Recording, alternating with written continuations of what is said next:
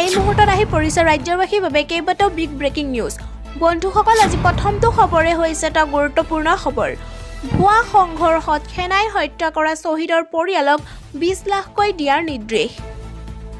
ভুৱা সংঘৰ্ষত সেনাই হত্যা কৰা লোকৰ পৰিয়ালক দিব লাগিব ধন। সেনাই হত্যা কৰা 5 শ্বহীদৰ পৰিয়ালক 20 লাখকৈ দিবলৈ নিৰ্দেশ। গুৱাহাটী উচ্চ ন্যায়ালয়ে দিলে নিৰ্দেশ। 29 বছৰ পিছত ন্যায় পাবলৈ সক্ষম হ'ল তিনিচুকীয়াৰ ডাঙৰীৰ পঞ্চ শ্বহীদৰ পৰিয়ালে। দৰ্শকসকল, এই মুহূৰ্তত আহি পৰিছে এটা গুৰুত্বপূৰ্ণ খবৰ। বন্ধ নহয় হিমন্ত বিশ্ব চৰকাৰৰ উচ্ছেদ অভিযান। বন্ধ নহয় হিমন্ত চৰকাৰৰ উচ্ছেদ অভিযান। শিলসাকুৰ পাছত এইবাৰ পলাশবাৰীত চলিল বুলডোজাৰ। কামৰূপৰ বিতুৰতাৰী বনিয়াপাৰা ভেৰভেৰী চকত চৰকাৰৰ চলিল উচ্ছেদ। হাজাৰ হাজাৰ বিঘা ভূমি বেদখল কৰি আছিল এইসকল লোকে। প্ৰায় 30টা পৰিয়ালক আজি উচ্ছেদ কৰা হয়। ৰাজ্যৰ প্ৰতিটো প্ৰান্ততে বেদখলকাৰীক উচ্ছেদ কৰিব হিমন্ত চৰকাৰে। চৰকাৰী ভূমি বেদখল কৰা কোনো এজনো সাৰি নাযাব। দৰ্শকসকল, এই মুহূৰ্তত আহি পৰিছে এটা বিগ ব্ৰেকিং নিউজ। ইয়াতকৈ ডাঙৰ উচ্ছেদ আহি আছে। অসমত ইয়াতকৈ ডাঙৰ উচ্ছেদ আহি আছে। ৰাজ্যৰ প্ৰান্তে প্ৰান্তে হিমন্ত চৰকাৰে চলাব বুলডোজাৰ। উচ্ছেদৰ ক্ষেত্ৰত ন' কম্প্ৰমাইজ। বনাঞ্চল বেদখল কোনোপধ্যে মানি লোৱা নহ'ব। এইবাৰ উচ্ছেদ চলিব ওৰাঙত। ওৰাঙৰ সংৰক্ষিত বনাঞ্চল সম্পূৰ্ণ বেদখল মুক্ত কৰা হ'ব। গোৱালপাৰা সোণাই ৰূপাই অভয়াৰণ্যতো চলিব বুলডোজাৰ। এইবাৰ টাৰ্গেটত কৰিমগঞ্জ, বঙাইগাঁও আৰু কোকৰাঝাৰ। কোনো সংখ্যাগুৰু সংখ্যালঘু বুলি কথা নাই। মাটি বেদখল কৰিলেই চলিব উচ্ছেদ।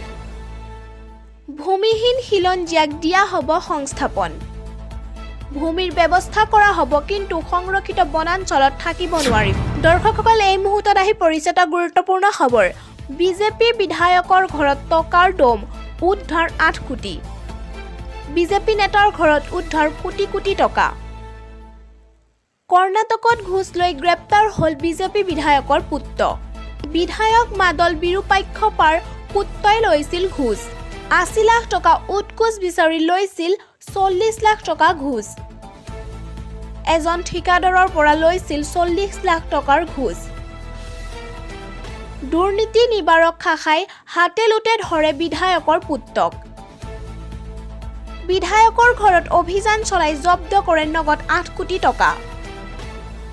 বিজেপি নেতাৰ পুত্ৰই কৰিছে কোটি কোটি টকাৰ দুৰ্নীতি।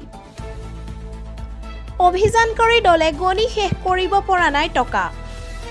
ইটোৰ পিছত সিটো মেচিন আনিছে টকা গণিবলৈ। দৰ্শকসকল, এই মুহূৰ্তত আহি পৰিছে এটা গুৰুত্বপূৰ্ণ খবৰ। বিধানসভাৰ প্ৰথমটো দিনতে প্ৰতিবাদ মুখৰ অখিল গগৈ। মূল্য বৃদ্ধিৰ বিৰুদ্ধে প্ৰতিবাদ। বিধানসভাৰ প্ৰথমটো দিনতে প্ৰতিবাদ মুখৰ বিধায়ক অখিল গগৈ।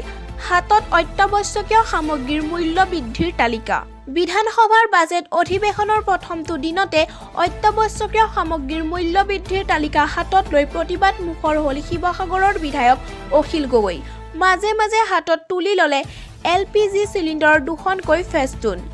বিধায়কগৰাকীয়ে বিধানসভাত প্ৰৱেশৰ প্ৰাক্ষণত ক'লে, মোদী প্ৰধানমন্ত্ৰী হোৱাৰ সময়ত ৰন্ধন গেছৰ দাম আছিল 448 টকা।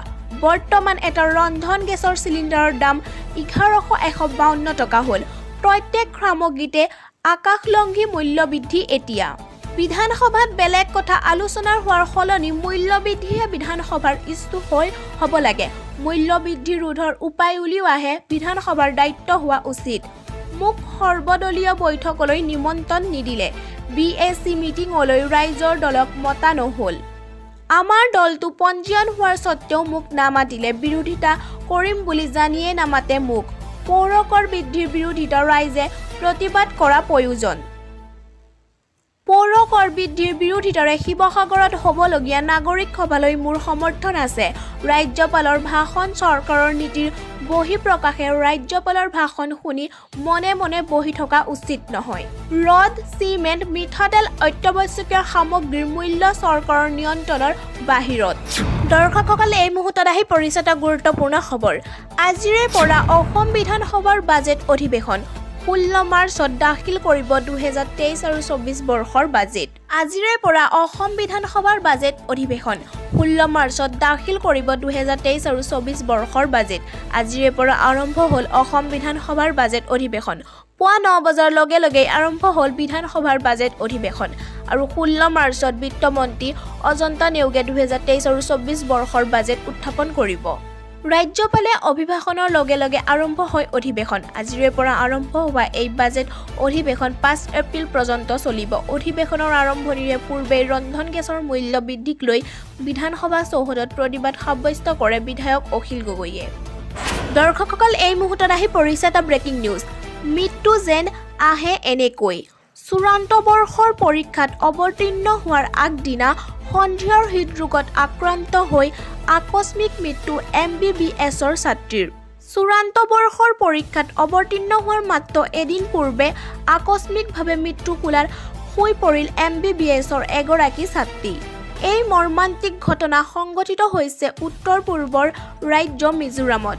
নিহত ছাত্ৰীগৰাকীক ৰাজস্থানৰ যোধপুৰ নিবাসী অনিতা কানুৱাৰ বুলি জানিব পৰা গৈছে। জানিব পৰা মতে মিজোৰামৰ আইজলৰ সমীপৰ ফালকানিস্থিত জোৰাম মেডিকেল কলেজৰ MBBSৰ চূড়ান্ত বৰ্ষৰ ছাত্ৰী আছিল অনিতা।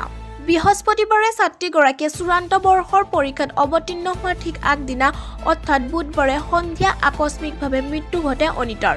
চিকিৎসা বিজ্ঞানৰ ছাত্ৰীগৰাকীৰ মৃত্যুৰ কাৰণ নিশ্চিত হোৱা নাই যদিও প্ৰাথমিক তদন্তত হৃদৰোগত আক্ৰান্ত হৈ তেওঁৰ মৃত্যু ঘটাৰ সন্দেহ কৰা হৈছে। জানিব পৰা মতে অনিতাই নিজৰ গাঁওখনৰ প্ৰথমগৰাকী মহিলা চিকিৎসক হোৱাৰ সপোন দেখিছিল। দৰ্শকসকল, এই মুহূৰ্তত আহি পৰিছে এটা গুৰুত্বপূৰ্ণ খবৰ। জন্মদিনৰ বাবে প্ৰীতিৰ সৈতে বজাৰলৈ যোৱা কণমানিক প্ৰাণে মাৰিলে স্বয়ং প্ৰীতিয়ে। প্ৰীতিৰ নিষ্ঠুৰতাৰ বলি হোৱা পুত্ৰ পৰাগজ্যোতি বৰদলৈৰ কালি এবছৰীয়া জন্মদিন আছিল। গহপুৰৰ কুকিলা পথাৰত এটি এবছৰীয়া শিশুৰ মৃতদেহ উদ্ধাৰ আৰু পিতৃ নিৰুদ্দেশ হৈ থকা ঘটনাৰ পমখেদি আৰক্ষীয়ে গ্ৰেপ্তাৰ কৰে এগৰাকীক। অতি দুৰ্ভাগ্যজনক কথা যে হত্যা কৰি আছিল স্বয়ং পিতৃ। আৰক্ষীয়ে পুৱা ঘৰৰ পৰা গ্ৰেপ্তাৰ কৰে হত্যাকাৰী শচীন বৰদলৈক। তথ্য অনুসৰি পুৱতি নিশা প্ৰায় 3 বজাত ঘৰত উপস্থিত হৈ শচীনে পত্নী আৰু জীয়াৰীৰ চোতালৰ পৰা মাতে। তেওঁৰ হাতত এখন আছিল দা। এনে অৱস্থাত পত্নী আৰু কন্যা ঘৰৰ পৰা ওলাই নাহে। শচীনক ঘৰৰ চোতালত প্ৰত্যক্ষ কৰি সকলোৱে নিশ্চিত হয় যে তেওঁৱে নিজ সন্তানক হত্যা কৰিছে। শচীনে এই সন্দৰ্ভত বাটত কোনো ডকাইতে আগচি ধৰাৰ কথা কৈ নিজকে বচাবলৈ চেষ্টা কৰিছিল যদিও এই কথা বিশ্বাসযোগ্য নাছিল। পিছত ৰাইজে লপাথপা দি বৰদলৈক আৰক্ষীক গতাই দিয়ে। পত্নীয়ে জানিবলৈ দিয়া মতে হত্যা কৰি শচীনে পূৰ্বেও কেইবাজনো লোকক হত্যা কৰাৰ ভাবুকি দিছিল।